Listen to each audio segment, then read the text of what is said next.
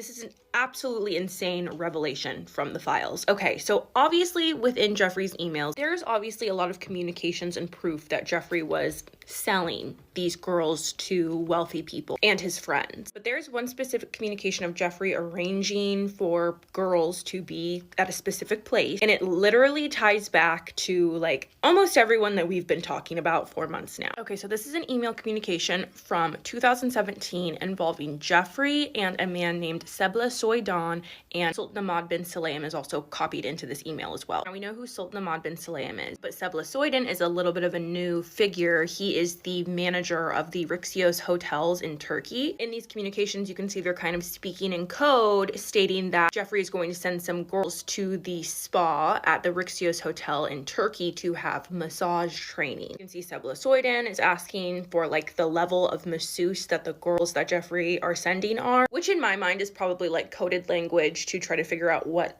these girls will and won't do. You can see Leslie Groff, a member of the Core Four, comes in and sends these two girls who Jeffrey is going to send to massage training in Turkey. She sends them their itineraries and their tickets to fly to Turkey. Once all the arrangements are done, Jeffrey emails Sebla Soydan, the manager of the Hotel Rixios in Turkey. And Jeffrey says, "Thank you for your help and kindness. Feel free to work both of the girls very hard, long hours, okay?" Sebla Soydan responds and says, "Dear Jeffrey, please be assured that we'll take good care of both girls and will ensure that their visit serves the purpose. Thank you." Like very, very, very, very obvious evidence that this is rush houring, right? So here's where it gets crazy, okay?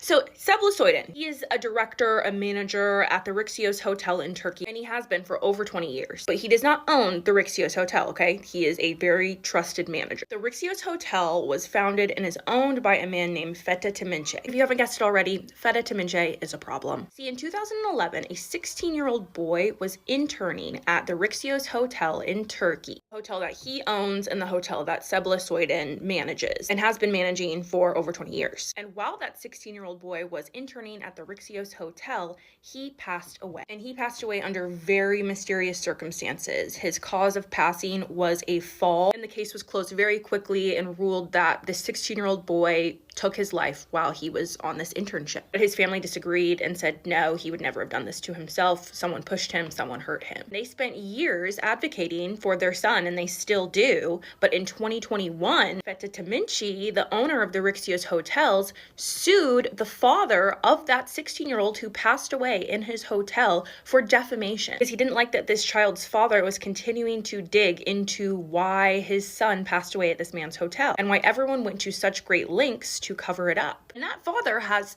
every right in the world to be suspicious. You see, Feta Temince is in the Turkish presidential inner circle. Feta Temince is a very close friend and business associate of the president of Turkey, Tayyip Erdogan. And I know I always butchered this man's name's pronunciation. I apologize. Feta Temince has used the connection and friendship that he has with the president of Turkey to avoid accountability on many, many different levels. The current president of Turkey is doing kind of a similar thing as our president, stacking his inner circle with the wealthiest people, billionaires, businessmen, tech people, etc. There are a lot of parts of the Turkish government that overlap into ours because of the connections that Donald Trump has put into his cabinet. Let me explain. So in our current administration, Paolo Zampoli is someone who is very close with the president of Turkey. And as we know, Paolo Zampoli was the modeling agent who brought Melania to the United States. He's in our current administration. He had a child with a survivor of Jeffrey's circle and recently deported her to keep her silenced. We've been talking a lot about that. Tom Barak is the U.S. ambassador to Turkey currently, and he is also closely associated with the president of Turkey. Tom Barak has been friends with our sitting president since like the late 80s. Tom Barak is also closely associated with Harvey Weinstein. He purchased Michael Jackson's Neverland Ranch after Michael Jackson passed away and then sold it to billionaire Ron Burkell, who was also super involved with Jeffrey. He received many different gifts from Jeffrey. There was a point where Jeffrey asked him for photos of himself and a child to make him smile, and Tom sent them to Jeffrey. And then another notable connection between the Trump administration and the Turkish government would be none other than enemy of the channel, Daphne Barak. Barak. Let me read this short paragraph to you really quickly, and for anyone who's not familiar, I will explain to you who Daphne Barak is. Barak and her partner, Erbil Gunasti, a former press officer for the Turkish government who worked for 7 prime ministers,